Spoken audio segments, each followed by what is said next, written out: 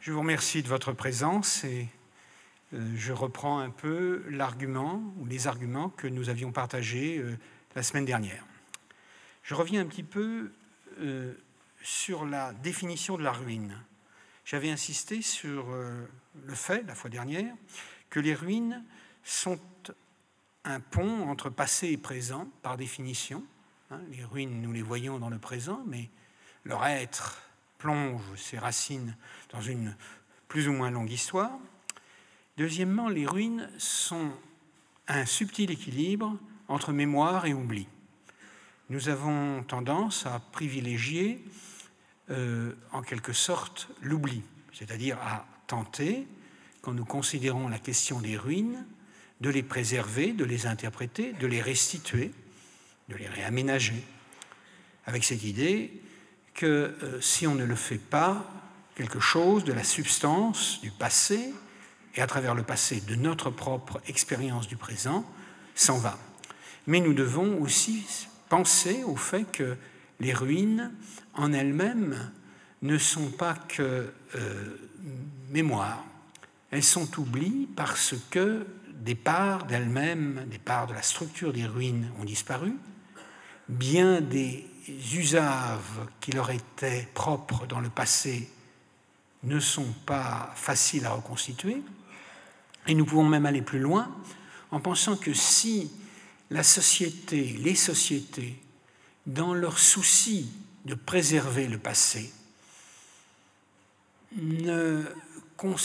n'acceptaient pas cette amputation qu'est une partie de la destruction du patrimoine, alors les ruines risqueraient de recouvrir le présent.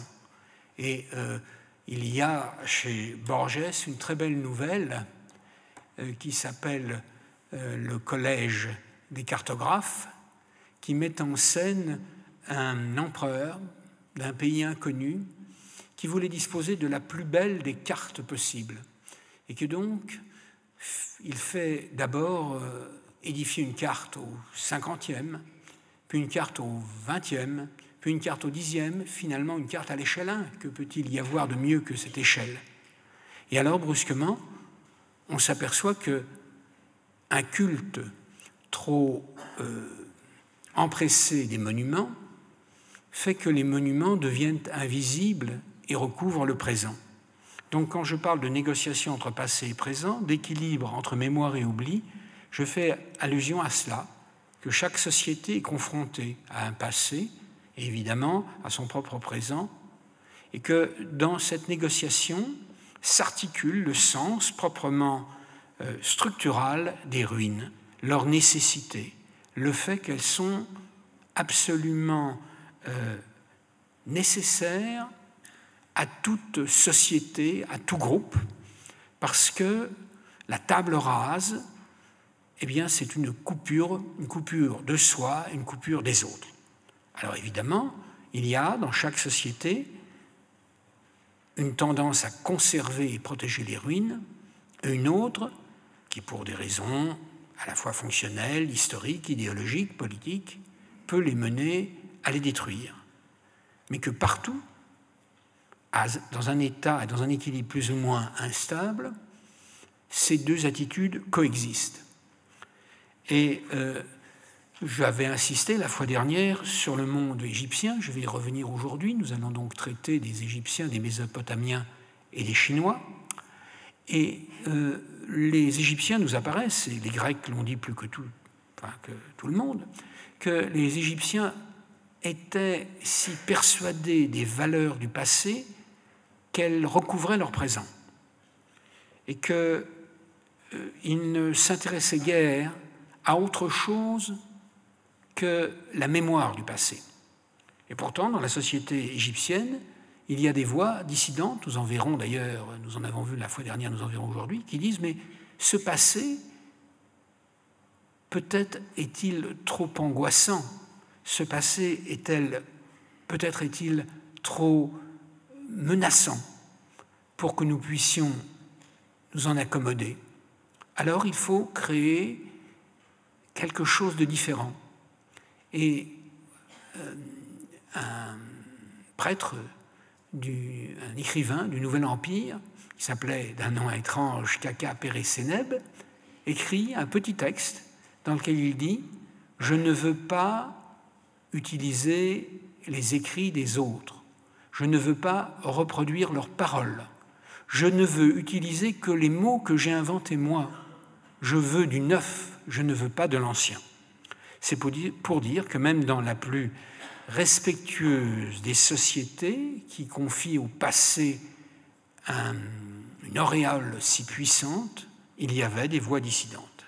Et dans le fond, la promenade dans des textes et des images à laquelle je vous convie aujourd'hui, elle va décliner cet équilibre instable entre passé et présent dans les sociétés orientales. J'aborderai d'abord ce que j'appelle la puissance des monuments, leur capacité d'évoquer le passé.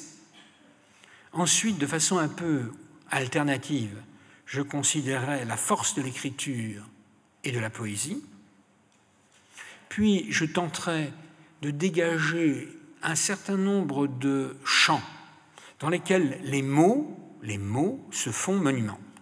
Et enfin, je conclurai par une réflexion sur les rôles de ces objets particuliers que sont les vases, les inscriptions et les moulaves dans la Chine ancienne, parce que la Chine ancienne, d'une certaine façon, a développé des stratégies de remémoration extrêmement complexes et qui, en quelque sorte, se concurrencent les unes les autres à un degré, me semble-t-il, qui n'est pas partagé par d'autres civilisations. Mais nous pourrons en parler dans la conclusion dans un petit moment.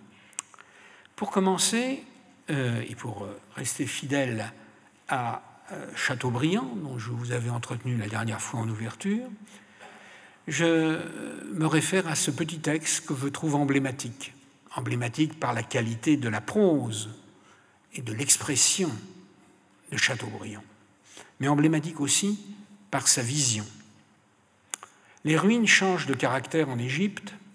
Souvent, elles étalent dans un petit espace toutes les sortes d'architecture et toutes les sortes de souvenirs. Vous voyez que là, Chateaubriand se place dans la relation entre le matériel, la matérialité de l'architecture et la puissance, la force du souvenir.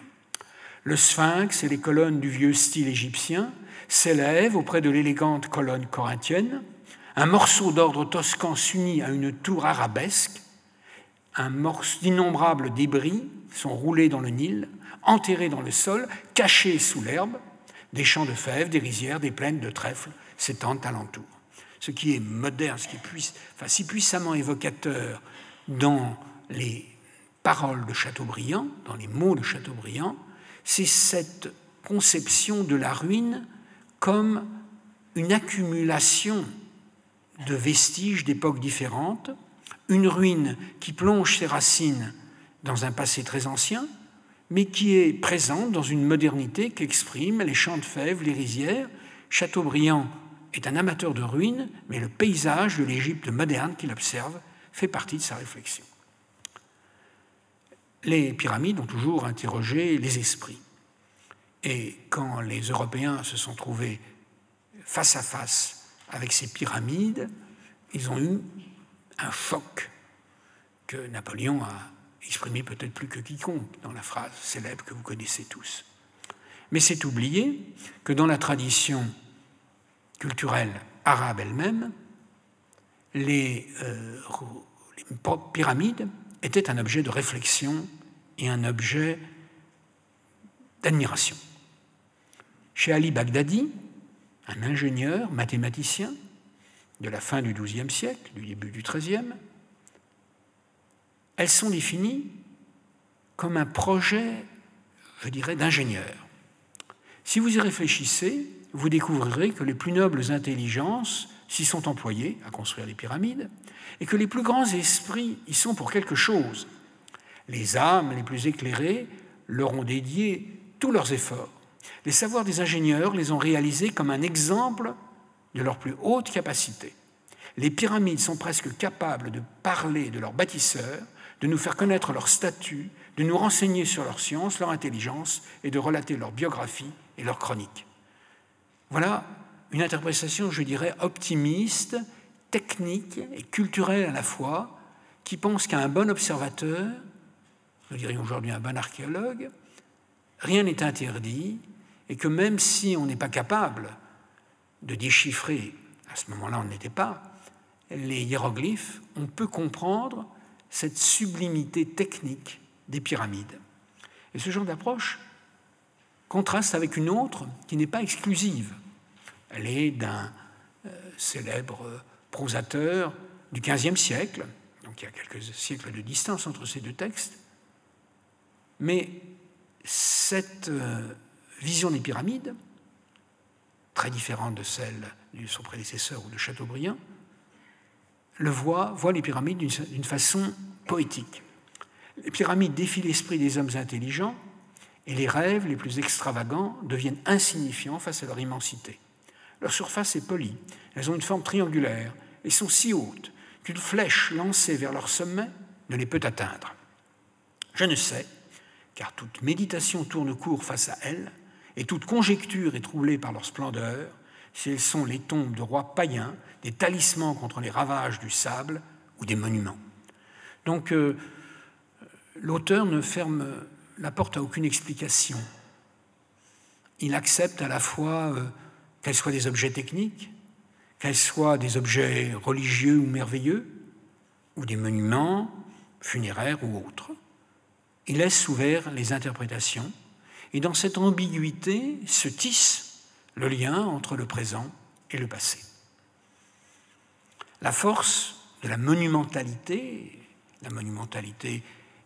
des pyramides, ou celle de la Grande Muraille de Chine, je vais venir à sa définition dans un instant, tient à leur gigantisme.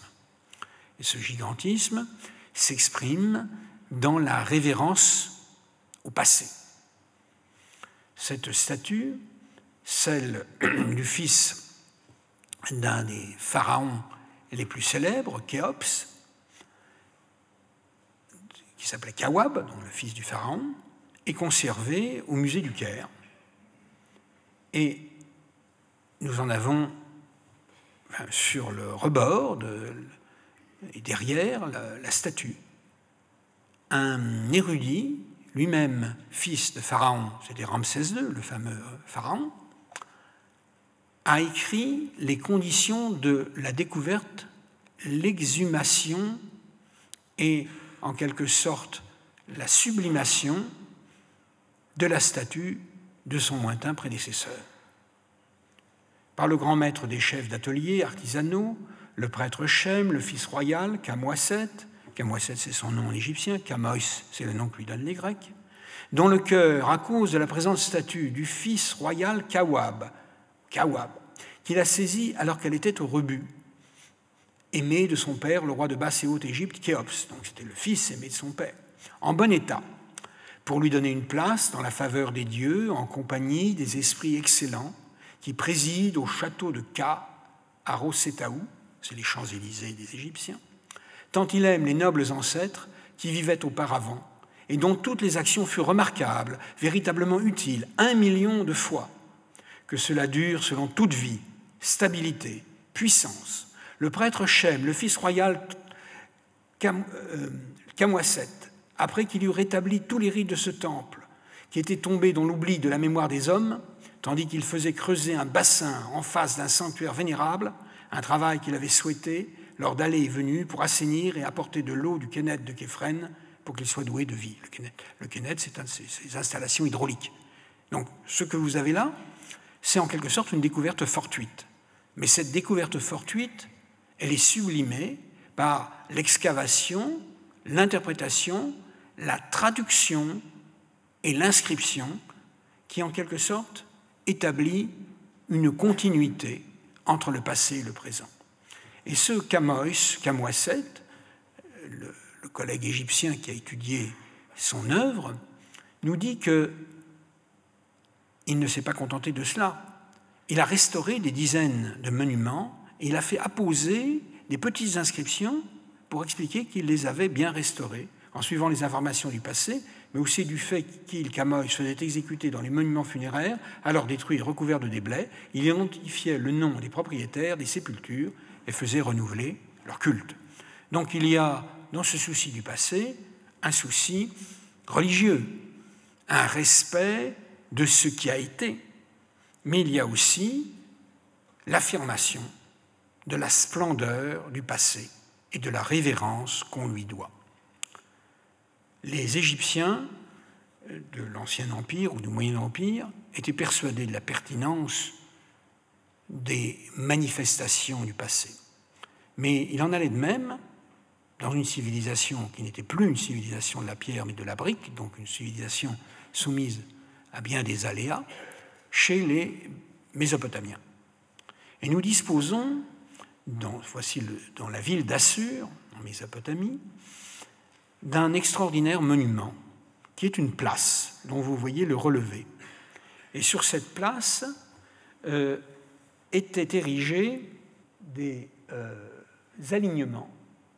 Vous voyez ici des stèles, la stèle des rois et les stèles des hauts fonctionnaires et des administrateurs, se faisant face. Vous allez le voir, voilà ces stèles, la stèle de Teglat-Phalazar et Salmanazar, il y a des inscriptions, qui étaient en quelque sorte un monument de mémoire organisé par un prince du 7e siècle à la mémoire de tous ses prédécesseurs.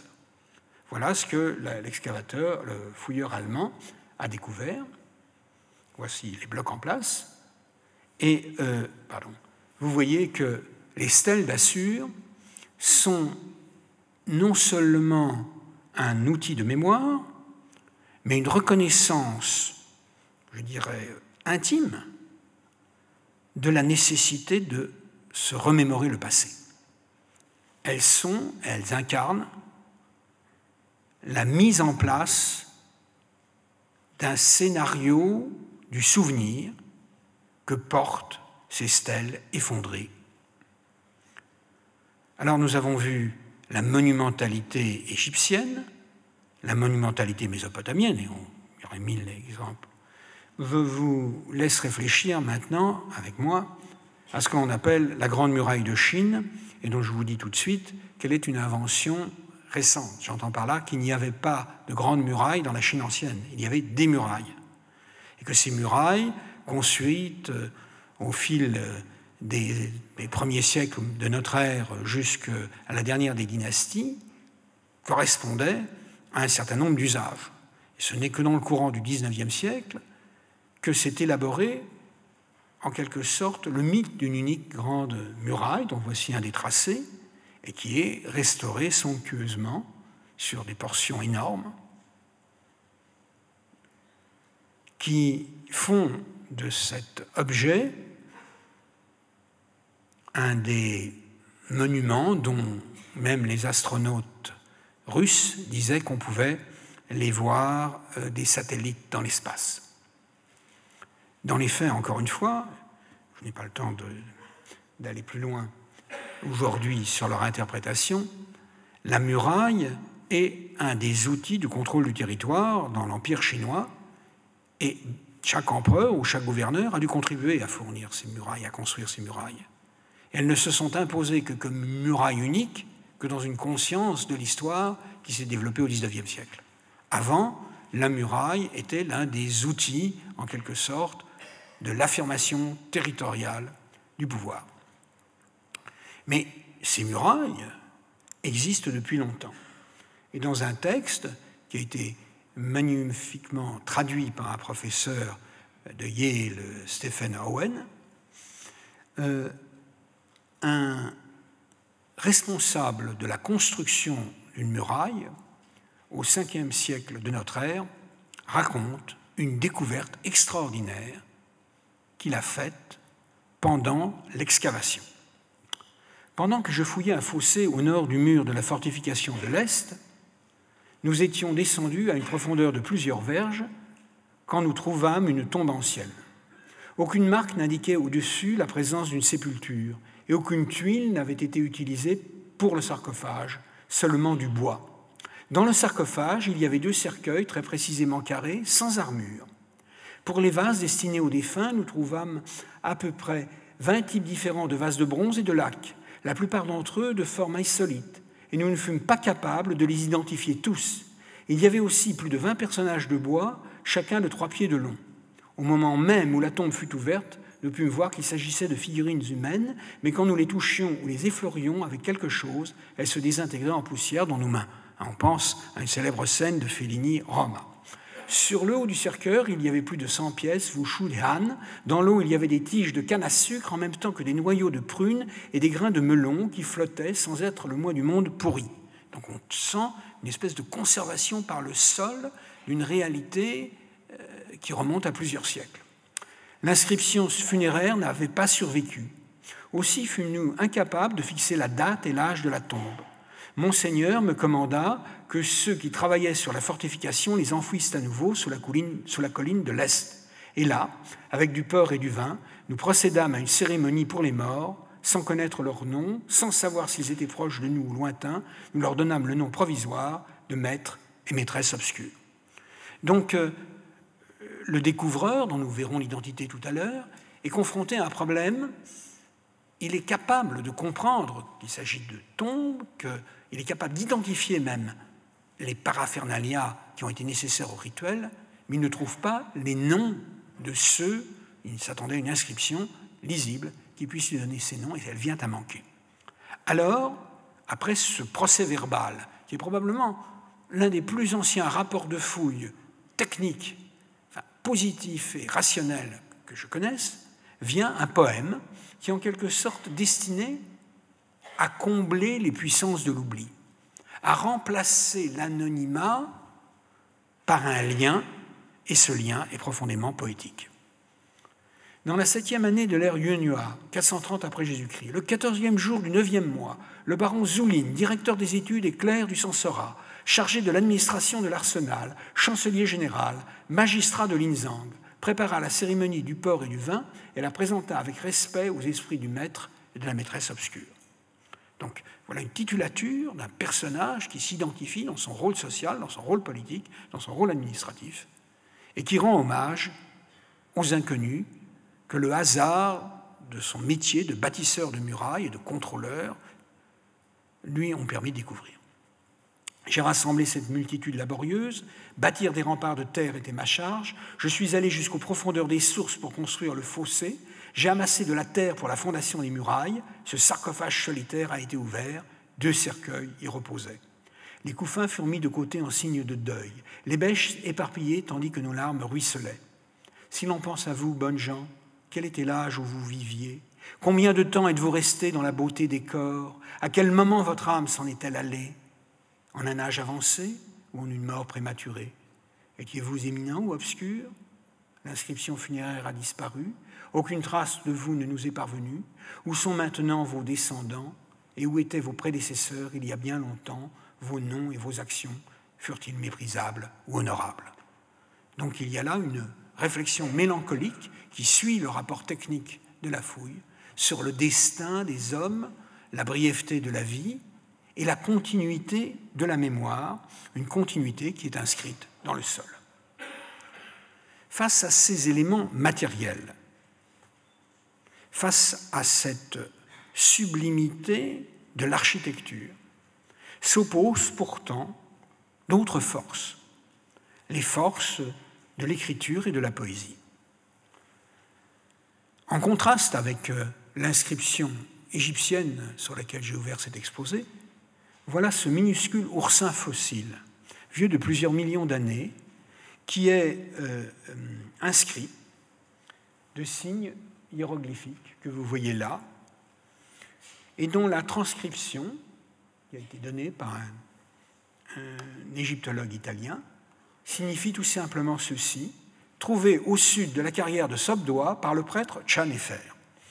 Alors je ne sais pas, vous ne connaissez. Chanefer a été un peu oublié, mais c'est le premier conservateur de musée, quelque part, dont nous ayons trace, c'est une inscription du Nouvel Empire, qui nous dit, en gros, j'ai ramassé cet objet, il m'a paru intéressant, j'y ai mis mon nom, et réfléchissez si vous le voyez, si vous êtes capable de me déchiffrer.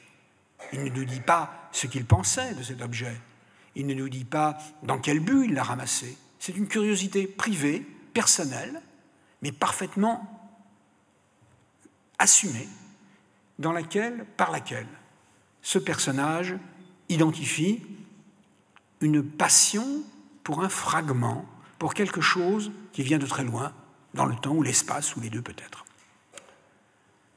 Dans la tradition égyptienne, et particulièrement dans ce qu'on appelle le livre des morts, qui sont les manuels que l'on donne aux défunts pour pouvoir survivre dans le monde des morts, bien des références sont faites à des découvertes d'inscriptions du passé. Cette formule a été trouvée à Hermopolis, sur un bloc de quartzite de Haute-Égypte, sous les pieds de ce dieu, le dieu qui est figuré, au temps de la majesté du roi de Haute et Basse Égypte, Mykérinos, par le prince Orjedef, son architecte, qui le trouva quand il vint inspecter les temples, tandis qu'une force l'accompagnait pour cela. Il l'avait demandé pour lui en hommage, et il l'avait rapporté comme une merveille au roi quand il vit que c'était quelque chose de très secret, qui n'avait été ni vu ni aperçu. Donc ces inspecteurs, comme Camoës tout à l'heure, connaissent les écritures anciennes, connaissent le paysage, savent déchiffrer les inscriptions, et il y a une compétition entre eux, une compétition de savoir, pour découvrir ce qui n'a été ni vu ni aperçu. La fois dernière, j'avais fait allusion à ce poème, toujours d'époque ramesside, dans le papyrus Chista Béti, qui, en quelque sorte, exalte la puissance de l'écriture et la force du poème face à la décrépitude des traditions et de la matérialité du passé. Ces écrivains, hommes de savoir, qui remontent au temps postérieur à l'arrivée des dieux, ces vrais devins du futur, ils sont devenus tels que leurs noms s'inscrivent dans l'éternité, bien qu'ils soient partis là-bas quand leur temps de vie s'est achevé, quand leurs contemporains sont tous oubliés. Ils sont partis, il n'y a plus de mémoire possible. Et pourtant, on pense à eux. Pourquoi pense-t-on à eux ? Ils ne se sont pas bâtis des pyramides d'airain, pas plus que des stèles de fer. Ils n'ont pas cherché à laisser des héritiers sous la forme d'enfants pour conserver leur nom vivant. Mais ils ont créé des livres pour héritiers et des leçons qu'ils ont composées. Ils se sont empressés de présenter aux prêtres lecteurs les rouleaux inscrits et les tablettes inscrites aux fils aimants. Le jonc est leur fils, la surface polie est leur femme. Les grands comme les petits leur ont été donnés comme enfants. Le scribe l'emporte sur tous. On leur a construit des portes monumentales et des chapelles, elles se sont effondrées. Leurs autels sont salis par la terre, les prêtres chargés des morts s'en sont allés, leurs chapelles funéraires oubliées. L'homme s'en est allé, son corps est poussière, tous ses contemporains ont été portés en terre. L'écriture, cependant, fait qu'on se souvient de lui et qu'une bouche le dise à l'autre. Plus précieux est un livre qu'une maison au mur dressé, plus précieuse qu'une chambre funéraire tournée vers l'ouest, plus précieux qu'un château bien planté sur ses fondations, plus précieux qu'une pierre votive dans le temple. Nous avions déjà vu rapidement ce texte la fois dernière, mais je le remets au cœur de la réflexion d'aujourd'hui parce qu'il incarne à l'intérieur de ces sociétés monumentalistes que sont, d'une certaine façon, les Égyptiens et les Mésopotamiens, la force de l'écriture, la force de la poétique qui prétend, comme chez Horace dont nous parlions, affirmer la supériorité des mots contre les choses. Dans une tablette de Philadelphie, qui date du 7e siècle avant Jésus-Christ, au musée de Philadelphie, on trouve cette inscription sumérienne, en idéogramme sumérien. Vous avez là le signe du roi, Lugal. Shargani Sharali, le puissant roi des sujets de Bel. Qu'est-ce que cette impression signifie ? Eh bien, vous en avez la traduction sur le revers, en écriture cutéiforme du 7e siècle.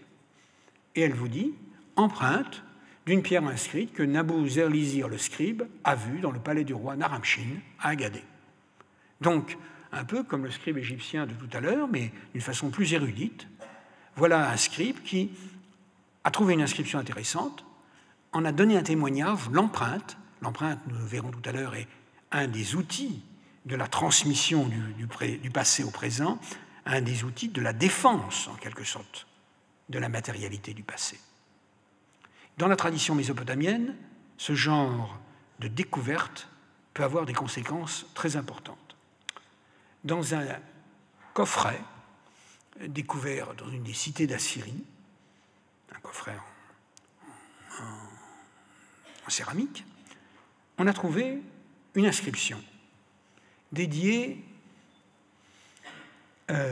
qui est l'inscription d'une prêtresse, dont la figure et les ornements ont été retrouvés par le roi Nabou-Apal-Iddina. Par la suite, je vous donne une partie de l'inscription, le roi de Babylone, Nabou-Apal-Iddina, qui bouta hors ses ennemis malfaisants que sont les Soutéens, sous son règne, le dieu Shamash, qui depuis longtemps était courroucé contre Akkad et s'en était détourné, redevint amical et retourna vers Akkad son visage. Donc quand les dieux se détournent du roi et des habitants, alors le déluge arrive, alors toutes sortes de malheurs arrivent. Et voilà que le Dieu envoie un signal et se remet en paix avec son peuple. On retrouva alors sur la rive occidentale de l'Euphrate un relief en argile cuite au four sur lequel le Dieu était figuré avec sa forme et ses insignes. Le prêtre de Sippar, qui le trouva, le montra au roi, à qui il était dévolu par un ordre divin de refaire cette image. Donc on a trouvé une image, et à partir de cette image, on va rétablir le culte, on va s'inspirer d'elle pour refaire quelque chose de nouveau, grâce à l'inspiration artisanale. Avec le concours et la sagesse des Hals, la technique des divins Ninildu, Kushkin Banda, Ninkura, Narziandim, il fit soigneusement exécuter, comme elle devait l'être, en or fauve et en brillant l'épi-lazuli, cette image du grand seigneur Shamash. Sur les bords de l'Euphrate, face au soleil, il lava la bouche de la statue conformément au rite purificatoire d'Ea et de Marduk, et lui redonna sa place et son siège. Et nous voilà l'inscription qui nous raconte cette affaire, et vous voyez la description, l'iconographie, le disque du soleil, le dieu, les offrands. On pourrait commenter cela assez longtemps. Ce qui est extraordinaire, c'est à la fois le fait de rétablir le culte par la découverte d'une statue ancienne et de le perpétuer en tirant un moulage donc qui est l'avers de la stèle, qui a été déposé dans la petite boîte que je vous montrais il y a un instant et que vous pouvez trouver, admirer au British Museum. Que les souverains mésopotamiens aient été hantés par l'idée du futur et la qualité de leurs traces face à l'érosion est une des dimensions politiques de leur existence et même de la structure de la royauté mésopotamienne. Souldi, le fameux roi dur de la ville la plus ancienne, est censé avoir dit cela. Pour que mes chants ne soient pas oubliés, pour que ne disparaissent pas de la bouche des hommes, on ne doit pas les abandonner dans les lieux de culte, on ne doit pas cesser de les chanter dans le palais de Lapis-Lazuli. Donc, la volonté du souverain mésopotamien est bien sûr de laisser des inscriptions, des tablettes, de construire des lieux de culte et d'ériger des palais. Mais il sait que cela est menacé, que dans quelques dizaines d'années ou centaines d'années, il n'y en aura plus trace. Alors, il produit des inscriptions qui seront copiées, recopiées, dupliquées, et qui ont pour fonction de garder la mémoire. En Chine ancienne aussi, on trouve ce genre de préoccupation, mais la façon chinoise d'accommoder le passé donne encore plus de place à la poétique que ses prédécesseurs ou contemporains du monde mésopotamien ou égyptien. Ce poème du 1er siècle après Jésus-Christ est un poème qui s'interroge sur la mort et ce qui en reste. La fragilité humaine, mais en quelque sorte le caractère irrémédiable de cette fragilité. Je vis soudainement sur le bord de la route les ossements d'un homme dans la terre humide. Une gelée noire le recouvrait, et avec affliction je dis en m'adressant à lui, « Toi qui es mort, comment cela fut-il » On retrouve un peu ce que vous voyez tout à l'heure dans l'inscription, elle postérieure du 5e siècle, mais qui fait partie de cette poétique chinoise de s'adresser aux défunts. Vous en êtes-vous allé avec votre ami par suite d'une famine, et pour quelques derniers grains joués et perdus? Cette terre fut-elle votre tombe, ou l'inondation vous a-t-elle charrié de loin? Étiez-vous puissant, étiez-vous sage, étiez-vous fou et pauvre, et un guerrier ou une femme? J'étais un homme de Song, du clan des Ong, mon nom est Zhou. Je n'ai ni passion ni désir. Lave-moi, je ne serai pas plus blanc. Salis-moi, et je n'en serai pas plus sale. Donc voilà, la matérialité de la mort, c'est ces quelques os, et la capacité du voyageur de se poser la question. Et d'une certaine façon, ces maigres et tristes os atteignent à l'immortalité, puisqu'ils ne peuvent pas être corrompus ou plus corrompus qu'ils ne sont.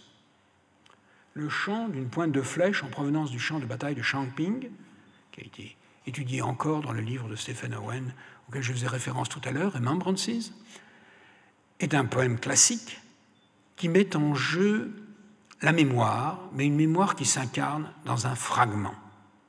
Donc, c'est d'une modernité poétique que vous ne trouverez en Occident qu'à partir du XVIe siècle avec Martin Opitz.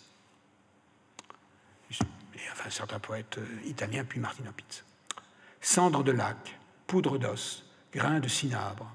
Dans les froides ténèbres, le sang ancien fait éclore des fleurs dans le bronze. Alors ça vous semble uniquement poétique, mais le bronze laissé dans le sol, eh bien, il a des cloques. Et ce sont ces cloques qui sont les fleurs du bronze. Les plumes blanches et les hampes plaquées ont disparu sous la pluie. Et tout ce qui reste est cette mâchoire de loup cassée à 3 pointes.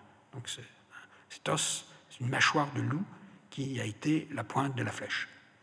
Je suis venu quêtant dans cette plaine étale en conduisant mon couple de chevaux à travers les champs de pierre à l'est de la fortification, au pied d'un talus d'herbes folles. La lumière du jour commençait à décroître, le vent persistait, les étoiles suspendues dans son gémissement de noires bannières de nuages se drapaient détrempées dans le vide du ciel nocturne. Chercheur du passé, l'arme ruisselante, je récoltais ce dardillon rompu dont la pointe cassée et les fissures brun rouge autrefois coupèrent droit dans la chair. Il y a à la fois la déploration, le sentiment du passé, et dans la poésie même, la description technique de l'objet qui est capable d'évoquer un passé disparu. Mais le poème peut-être le plus caractéristique de l'Antiquité chinoise, et nous n'avons pas d'équivalent à ma connaissance dans le monde occidental, avant probablement la grande poésie, avant Hildebert de Labardin à Rome peut-être, dans la pré-Renaissance italienne. La cité recouverte par les herbes est un espèce de mémorial d'un lettré du 5e siècle, Pao Shao, à une cité disparue, qui cherche à construire ce que j'appellerais une phénoménologie du passé et à substituer à la matérialité du passé la puissance infinie des mots et des souvenirs qu'ils génèrent. Il y a bien longtemps, quand elle était en pleine fleur, les voitures se pressaient roue contre roue, la cité. Les gens se cognaient épaule contre épaule, fortifications et rues couvraient le pays. Ça, c'est la description. Ensuite, la crise. Ainsi purent-ils négliger les lois de Qin, transgresser les ordonnances de Shu, construire de hautes forteresses, creuser des fossés profonds, en imaginant avoir la protection du ciel pour de longues générations. C'est pour ce faire qu'ils travaillèrent à d'immenses levées de terre et fortifications, la construction de murs de défense et de tours de guet. Donc vous voyez, d'une certaine façon, les murailles ont leur place, la matérialité a leur place, mais vous verrez qu'elle est menacée. Ils installèrent des pierres aimantées pour résister aux attaques, et ils se reposèrent sur la solidité des fondations et des fortifications, pensant qu'une seule maison pouvait y régner pour 10 000 ans, et en 3 dynasties, un peu plus de 500 ans, la cité éclata comme un melon, écossé comme un haricot. Donc il y a un fatum, il y a en quelque sorte un destin d'érosion, de destruction, qui travaille la cité jusque dans ses fondations. La mousse des terres gastes recouvre les puits, les herbes folles barrent les routes, dans les hautes salles prolifèrent vipères et lézards, dans les escaliers daims et chauves-souris se combattent, des dryades et des démons des montagnes, des rages sauvages et des renards des villes crient dans le vent, hurlent sous la pluie. Les branches tombées encombrent les rues. Les avenues anciennes sont profondément enfouies. Les saules blancs tombent précocement ici, les herbes sur les barrières blanchissent avec leur temps. Ces fossés ont été remplis jusqu'au niveau du sol, et les hautes tours d'angle se sont effondrées. Je peux regarder au loin sur plus de 1000 lieues et voir la poussière jaune qui s'élève. Je concentre mes pensées, j'écoute dans ce silence, mon cœur complètement accablé par la peine. Donc vous avez la nudité, l'absence, la solitude totale de la ville abandonnée, devenue la proie des animaux sauvages. Et si vous lisez les récits actuels de ce qui se passe sur les sites atomiques de Russie ou du Japon, vous retrouverez, d'Ukraine ou du Japon, vous retrouverez quelques-uns de ces thèmes. Mais ce qui est important, c'est la philosophie qui en est tirée.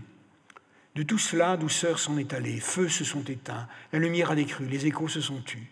Belle demoiselle de la capitale de l'Est, cœur plein de grâce, chair blanche comme gaz, visage d'albâtre, lèvres de vermillon, pas un seul dont l'âme ne repose ensevelie sous ces pierres cachées, pas un seul dont les os blancs ne soient recouverts de cette poussière stérile, aucun d'eux ne peut rappeler les joies de chevaucher avec leur prince ou les peines des palais à la faveur perdue. Donc, c'est la mélancolie poétique qui est un des moyens, en quelque sorte, d'apprivoiser l'horreur de la destruction. Mais en quelque sorte, la poésie chinoise a fait de la ville, de cette ville qu'on ne voit pas, dont il ne reste aucune trace, sinon quelques herbes folles, un univers dont les mots portent le sens. Je voudrais maintenant conclure et reprendre dans sa diversité quelques-unes des stratégies chinoises qui lient les inscriptions, les vases aux monuments en utilisant l'exhumation, l'imitation et les estampages. Voici un de ces vases de bronze qui sont recherchés depuis pratiquement leur création au second millénaire par tous les collectionneurs, les maisons royales, les maisons nobles de Chine, comme autant d'outils de mémoire. Et nous disposons dans le Tse-Chuan d'un texte qui nous explique pourquoi ces vases sont si importants. Parce qu'ils sont liés à une tradition mythologique qui est celle des trépieds divins qui ont fondé la dynastie chinoise. Dans le passé, quand la dynastie de Xia était distinguée pour ses vertus, les régions éloignées élaborèrent des images, des vues qui les identifiaient, des symboles. Et les 9 passeurs envoyèrent le métal de leur province. Les trépieds de cette forme Ting furent coulés avec des images d'eux sur ces emblèmes, c'est vous. Une harmonie fut ainsi établie entre le haut et le bas, et tous bénéficièrent des grâces du ciel. Quand les vertus de Chine en vinrent à se ternir complètement, les trépieds furent transférés chez les Shang pour 600 ans. Les Shu de Shang se révélèrent cruels et intolérants, et ils furent transférés chez les Shu.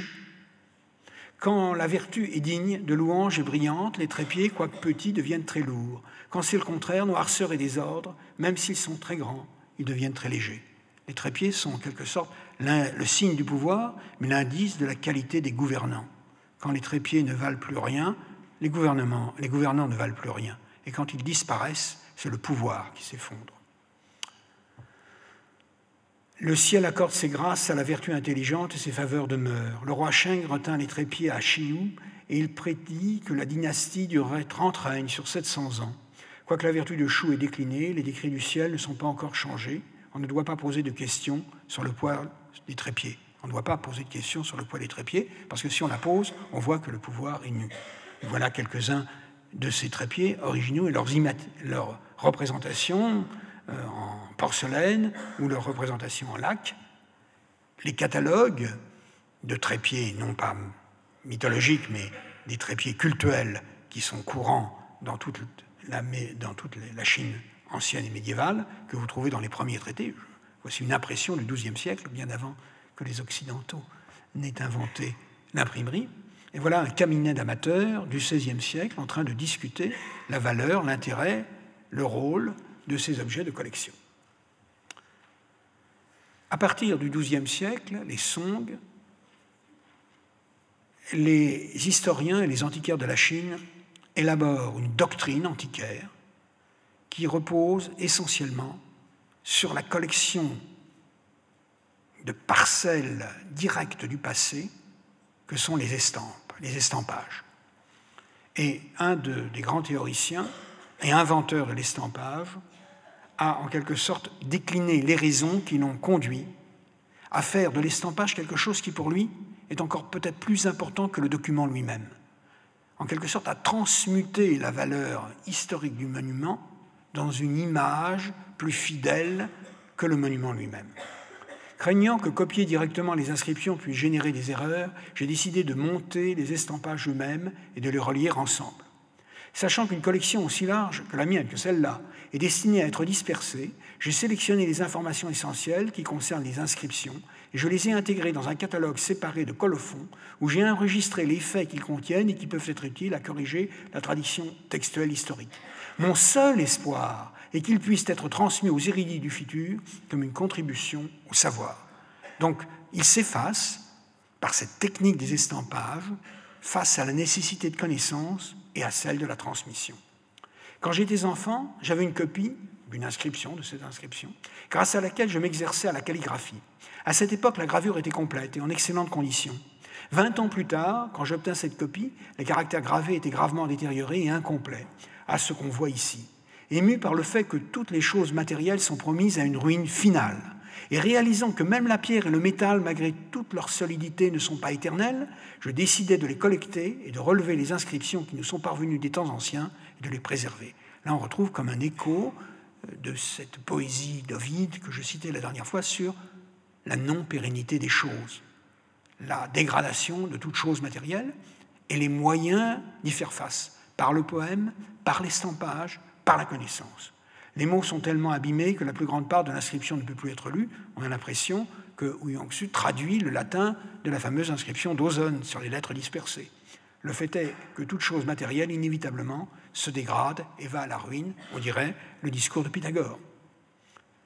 Quand les Chinois veulent représenter le passé, ils présentent des paysages.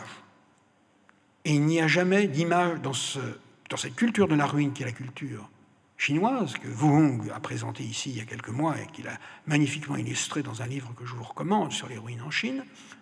Il explique que la ruine, c'est l'inscription, mais que la matérialité de la ruine n'existe pas. Vous voyez ce pic de la capitale céleste chez Shitao, un peintre tardif, et la seule chose qui indique en quelque sorte le passé ici, vous voyez les monuments ici ne sont pas touchés, mais c'est ce fait qu'il y a un espèce de personnage divin qui apparaît à travers les blocs, qui habite en quelque sorte l'espace.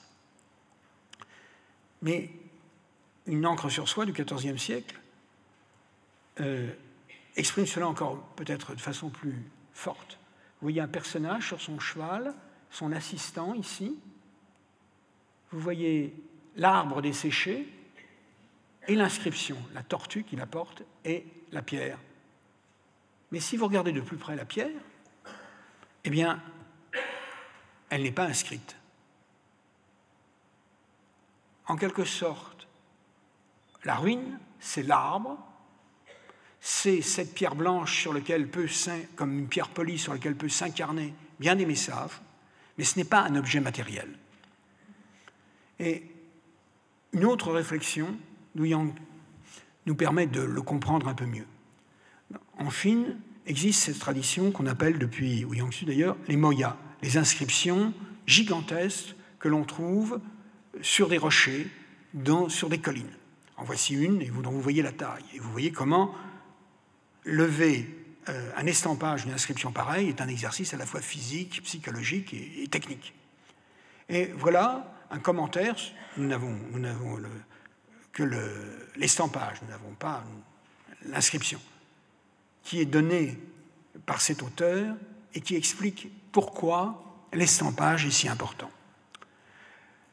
Durant ces 200 ans, qu'il s'agisse d'une période de calme ou de révolte, de prospérité ou de déclin, ceux qui s'en allèrent et ceux qui arrivèrent, les premiers et les derniers, quoiqu'ils fussent inégaux dans leur fortune mondaine et la longévité de leur vie, tous ces 500 hommes partagèrent la même fin dans la mort. On a l'impression de penser au mot de Sénèque de la fois dernière, nous naissons inégaux, nous mourrons égaux. Les vents et les gels, au fil du temps, ont fait éclater leurs noms si bien que si certains sont toujours préservés, d'autres sont perdus. La seule chose complètement intacte est cette montagne de pierre de 5000 pieds. Voilà pourquoi j'ai fait un relevé particulier de cette inscription. Chaque fois que je place ma main sur l'estampage, je suis plein d'émotions. Ne suis-je pas comme celui qui se tenait sur les bords de la grande rivière en soupirant sur les flots passés? C'est Confucius, évidemment. Et détourner la citation de Confucius. Donc vous avez à la fois la volonté de mémorialiser le passé, de le protéger et d'accepter sa finitude et la douleur contenue qu'elle produit. Nul peut-être que les Japonais shintoïstes ne sont allés plus loin dans le contrôle de la matérialité par l'immatérialité. Vous voyez les inscriptions dont Yang Tzu nous parle. Regardez maintenant les 2 temples d'Ise, la capitale cultuelle du Japon. Vous avez dans cette photo aérienne la vue des 4 petits temples qui sont l'un des principaux sanctuaires, et puis la zone vide qui attend le démantèlement du premier sanctuaire et son remplacement par un second. Ces petites huttes de branchage, ces bois fragiles, les Japonais savent qu'ils ne peuvent pas durer plus de quelques dizaines d'années. Alors pour éviter en quelque sorte leur décrépitude, ils ont inventé ce cycle de 20 ans qui fait que tous les 20 ans, on détruit le premier temple et on construit le second. Et vous avez, si vous allez à Ise, j'ai eu la chance d'y aller pour la reconstruction du temple qui avait lieu cette année, eh bien vous voyez à la fois la présence et l'absence du passé, toujours le même et toujours différent. Chaque fois qu'on approche les 20 ans, des rituels sont lancés qui conduisent à construire sur la place vide un nouveau temple, et le jour où on transfère les instruments du culte dans le nouveau temple, on commence à démonter les anciens.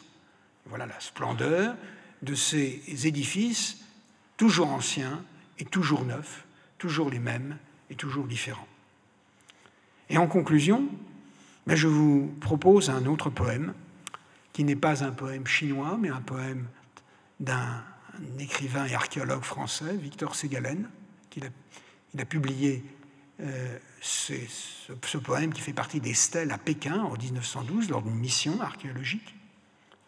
Et avec la veine du poète qui peut, en quelque sorte, passer à l'inaccessible, Ségalen a réussi, à mon sens, à définir avec l'acuité la plus vive qui se puisse les forces de la mémoire et l'attitude non matérialiste ou anti-monumentale, au sens que nous donnons à ce terme en Occident, des Japonais et des Chinois.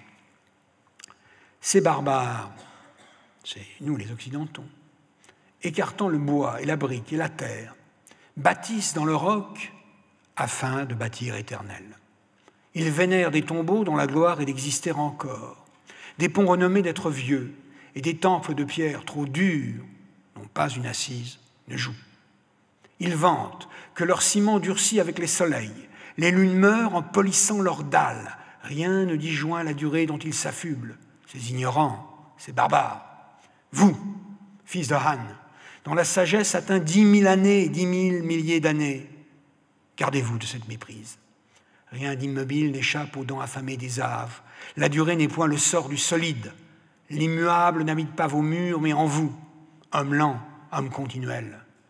Si le temps ne s'attaque à l'œuvre, c'est l'ouvrier qui le mord. Qu'on le rassasie.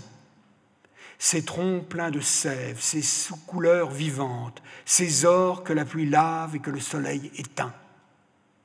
Fondez sur le sable, mouillez copieusement votre argile, montez les bois pour le sacrifice. Bientôt le sable cédera, l'argile gonflera, le double toit criblera le sol de ses écailles. Toute l'offrande est agréée. Or, si vous devez subir la pierre insolente et le bronze orgueilleux, que la pierre et que le bronze subissent les contours du bois périssable et simulent son effort caduc. Point de révolte. Honorons les âges dans leurs chutes successives et le temps dans sa voracité.